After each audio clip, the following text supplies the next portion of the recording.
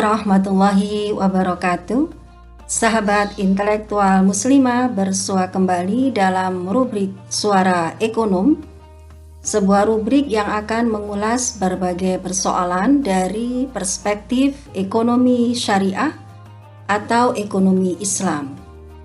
Dalam kesempatan kali ini kita akan memaparkan sebuah artikel yang diterjemahkan dari surat kabar Ar-Royah edisi 388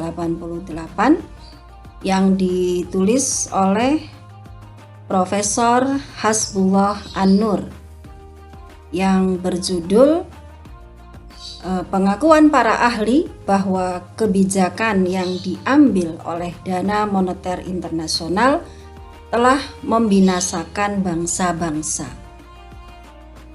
Dalam artikel tersebut secara inti dipaparkan bahwa kebijakan lembaga ekonomi internasional yang telah didiktekan kepada negara berkembang telah menyebabkan kemiskinan dan permasalahan yang semakin bertumpuk-tumpuk.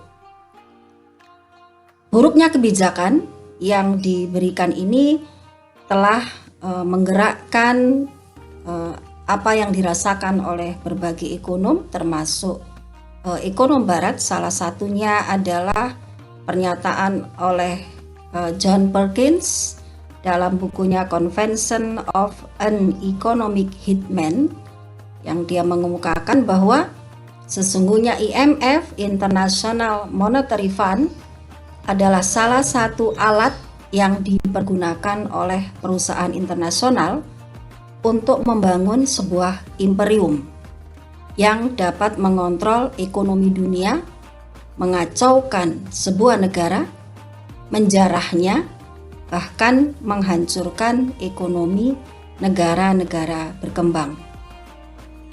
Nah, bagaimana sahabat intelektual muslimah pandangan dari berbagai para ekonom yang lain dalam hal ini tentang apa yang telah direkomendasikan dalam regulasi yang diberikan oleh IMF dan World Bank dan Bank Dunia kepada berbagai negara hari ini. Dipaparkan dalam tulisan Profesor Hasbullah An-Nur tadi, beliau mengawali artikelnya dengan memberikan sebuah abstraksi, ya, sebuah peristiwa di mana ada pertengkaran antara dua orang. Yang ini beliau ambil dari apa yang ditulis oleh sastrawan Francois Rabelais dalam bukunya Let Ye Live, yang digambarkan di situ ada dua orang, yakni Dandenu. Dandenu ini adalah seorang saudagar yang digambarkan sangat rakus, tidak mengenal rasa belas kasihan, sifatnya sangat tidak manusiawi dan menempati posisi yang terburuk. Itu bertengkar dengan Panu. Panu ini adalah seorang pria yang juga tidak kalah buruknya, ya, karena Panu ini adalah seorang pria yang jahat dan licik. Nah, ini diambil sebagai sebuah abstraksi oleh Profesor Hasbullah tadi untuk menggambarkan betapa jahatnya lembaga keuangan internasional yang dikatakan tadi antara lain adalah IMF, World Bank, ya. Dikisahkan di situ bahwa Panu yang dia ini merasa marah, ya, dia memutuskan untuk melakukan balas dendam kepada Dandenu. Kenapa? Karena Panu ini dia telah membeli seekor domba dari Dandenu dengan harga yang sangat tinggi.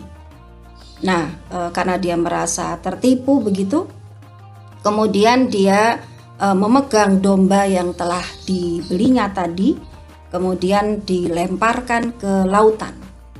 Namun yang kemudian mengherankan, ya, adalah domba-domba yang lainnya itu berbaris mengikuti domba yang dilemparkan tadi. Jadi mereka satu persatu itu akhirnya masuk ke dalam lautan dalam sebuah antrian yang tidak bisa dihentikan, ya, untuk mengambil perannya masing-masing melompat dari kapal.